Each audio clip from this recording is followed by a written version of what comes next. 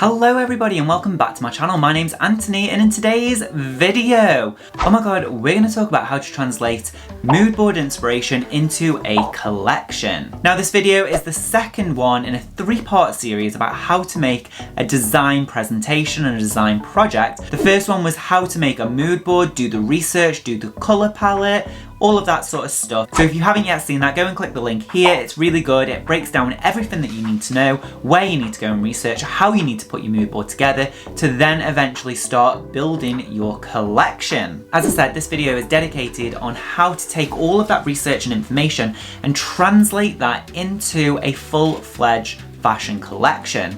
Now the third part in this whole video series is about how to take the collection and then start making your tech packs.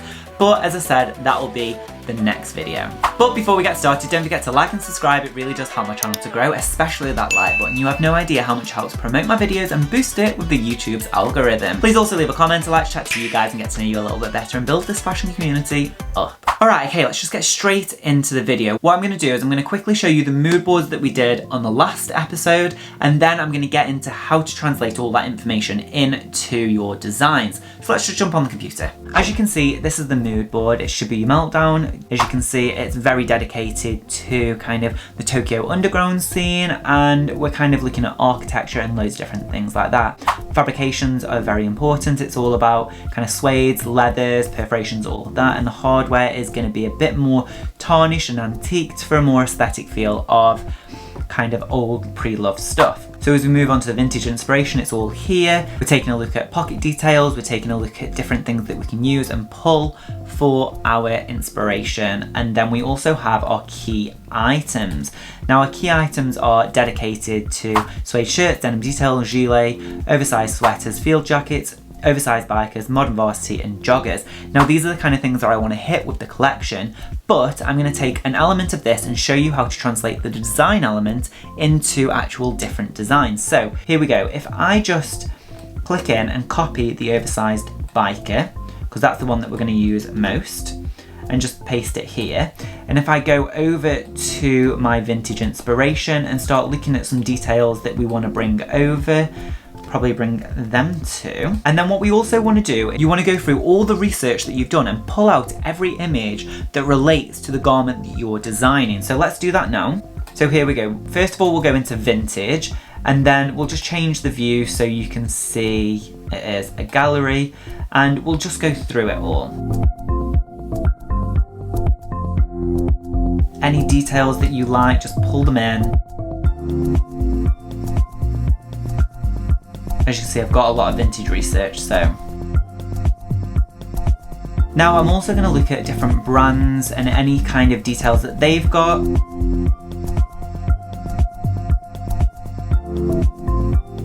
Okay, so we've got all of our design research in there, and what I'm going to do is I'm just going to embed it .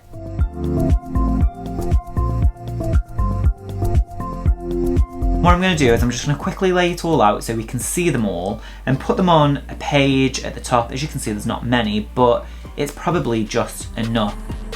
What I want to do is use different elements and really try and get a good 8 to 12 images at the top that are really going to inspire what we're going to do when we're designing. And you don't have to be neat about this. This is just for your design process and making sure that you're getting the best kind of final design result. So as you can see, I've not chose everyone, but the ones that I do want, I'm just going to pull together and just see how many we've got, and then probably just get rid of the others if we don't need them, or if they're not showing the right kind of things. So actually I really want this one as well. What I'm going to do is I'm going to get my one main image, which is going to be this one, and just make it slightly bigger. And then any other things that I want, any other details, all of that sort of stuff can line up next to it and just make them all kind of a similar size. You don't have to use all your images as long as you've got some good ones that are going to portray what you're going to try and do in your design process. What I'm going to do is I'm going to have detailed sections, and then I'm going to have kind of full jacket inspiration.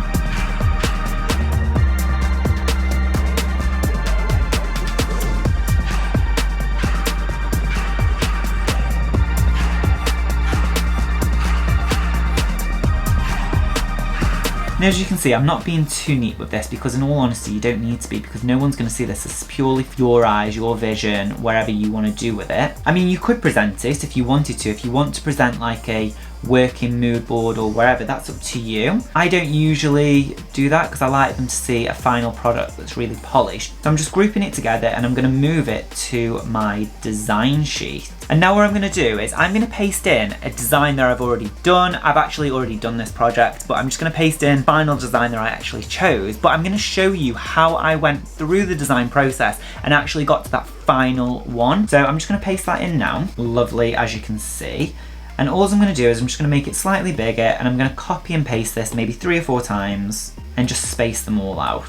I'll make them a little bit smaller so they've all got their own space. So as you can see, 4 different designs there. We're just going to go through and we're going to make the design process. So as you can see, there's like different kind of zip placements. You know, you can add pocket details, you can add little pockets, you can change the shape of the lapels, you can add a belt if you want, you can add shoulder details, you know, you can have one big zip and loads of little zips. It's up to you what you want to do. You could just have a pocket. So now what you want to do is start experimenting with the designs. So you can even do it 4 times like this, but if you're doing a huge collection, you can do it as many times as you want. So I'm just going to quickly do this now and show you how quick it can take, and then we'll go from there to see the full collection.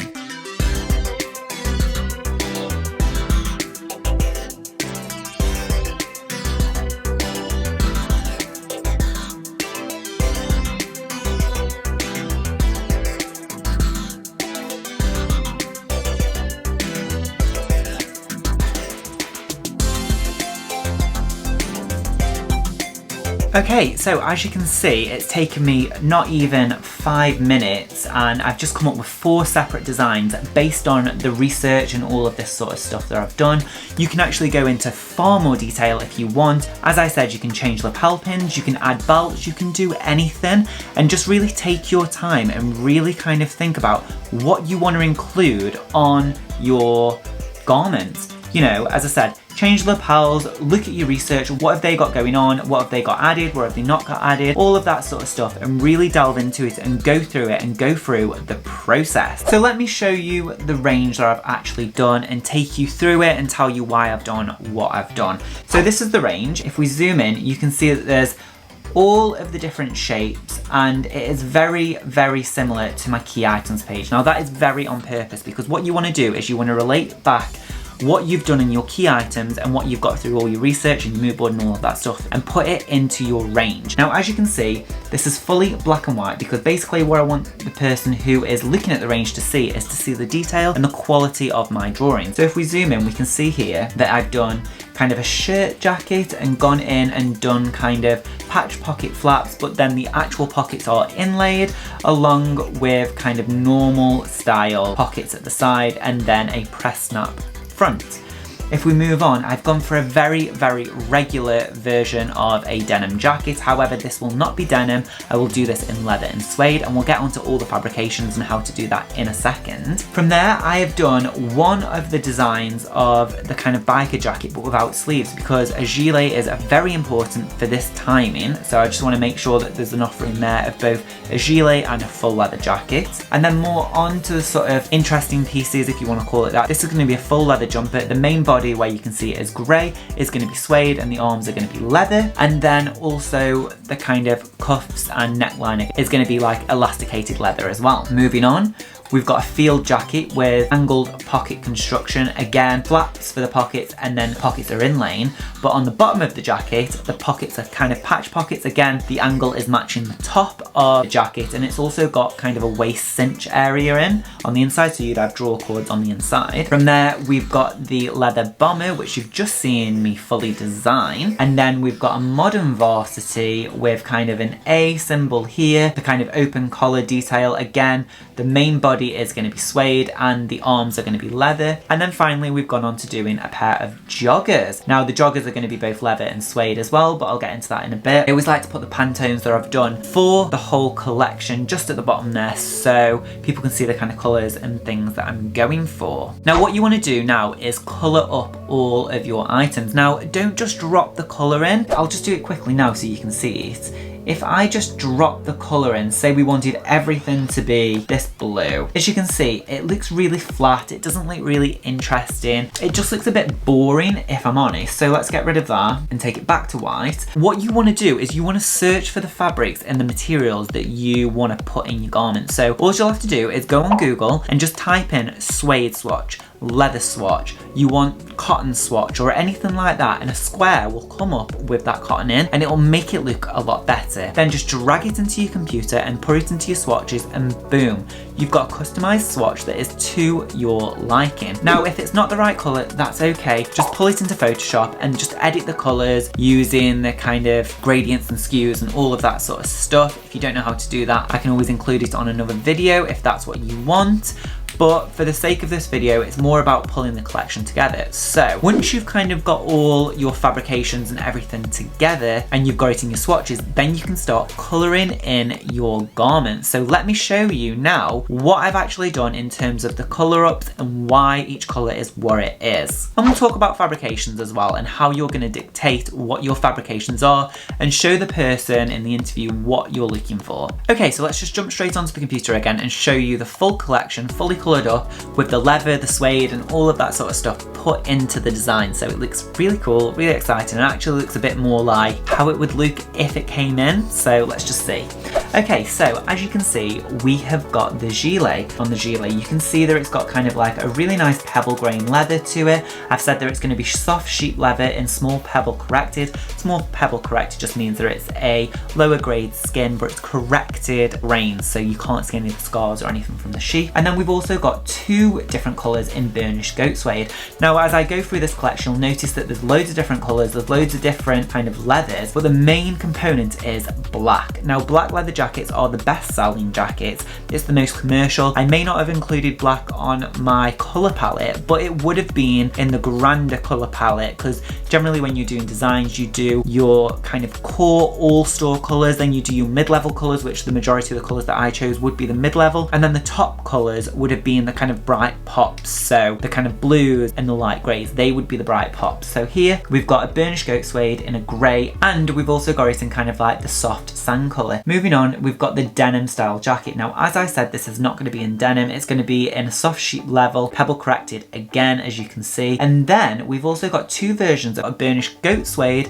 in black, and we've also got it in that really nice deep burnished brown. And if you just zoom in, you can see that the actual texture's there and it just looks really kind of lifelike. You can see what it would look like if it was going to be an actual made garment, and it's easier to buy from this. So moving on, we've also got field jacket. Now, as you've noticed on this, I've included a zoom in section so the person who is reading this document can actually see the kind of details and see a close-up version and see the leather that I've included. But again, this is a soft sheep leather, flat grain, so I want it very smooth, I want it very luxury, I want it very buttery, and I want it to be kind of a higher end version of a jacket. Again, it's got the angled pockets, but we're also doing it in a black. Now here we come on to a little bit more of a texture play. Again, we've got the zoom ins, and this is basically showing that it's got mixed leather suede details. It's also showing the vintage biker pocket detail that I wanted to portray and that I wanted in this collection. Now, as you can see, the lapel and also the pocket detailing is in suede,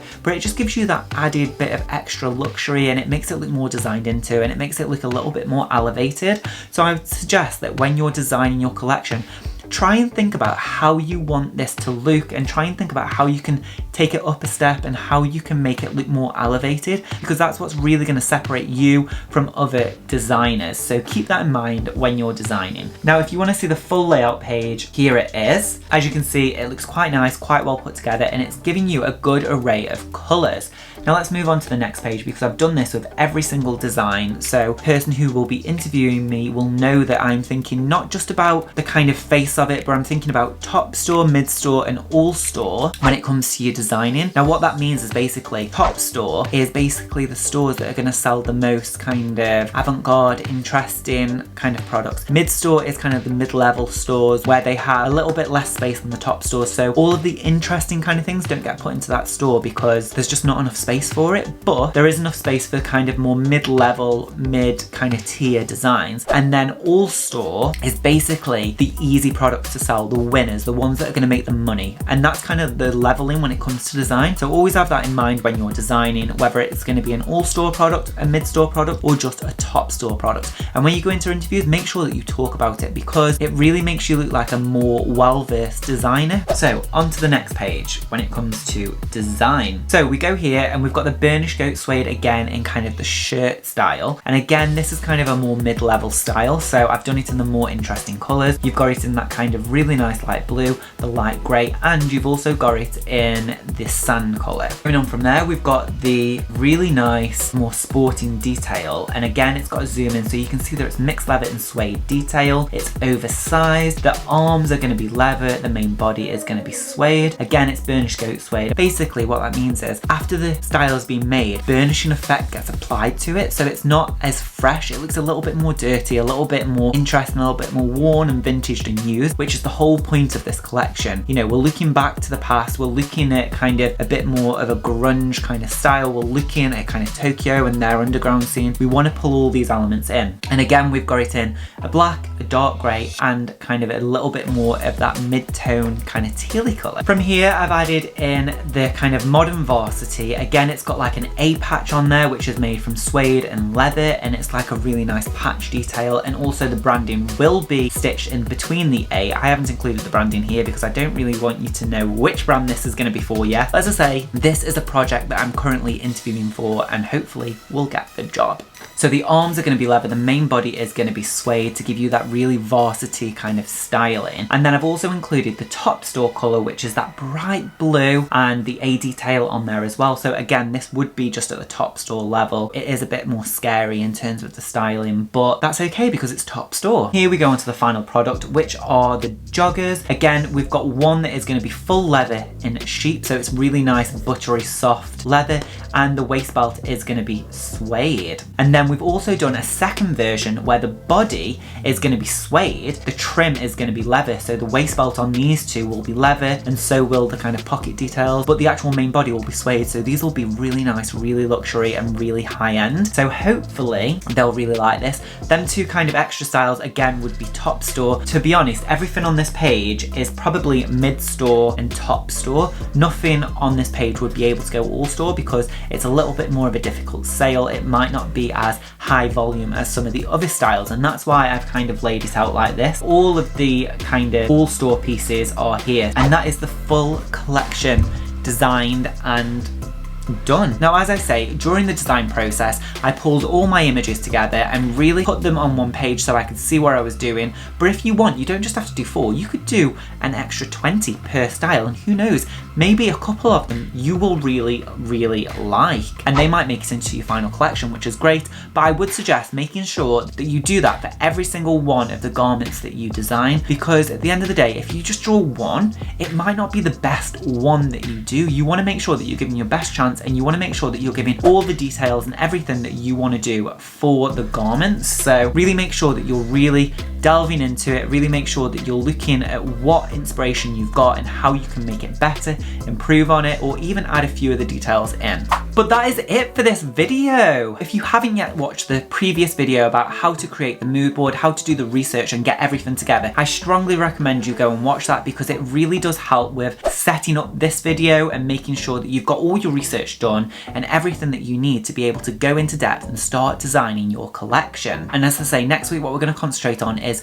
turning all of these designs and putting them into a tech pack, and what you kind of need to look out specifically for a tech pack and what you need to be including, how you need to lay it out and what you need to focus on, front, back, side, all of that sort of stuff will be covered. So make sure you come back next week to see that. But for now, that's it for this video. If you liked it, give it a big thumbs up and don't forget to click that beautiful red subscribe button down below. Please also check out my Etsy shop where you can buy cards and vectors to help support you in your everyday design life, and it really helps support this channel. Otherwise, I'll see you here every Monday and Thursday with a brand new video. Alright, okay, thanks for watching. Alright, bye. Tra tra tra.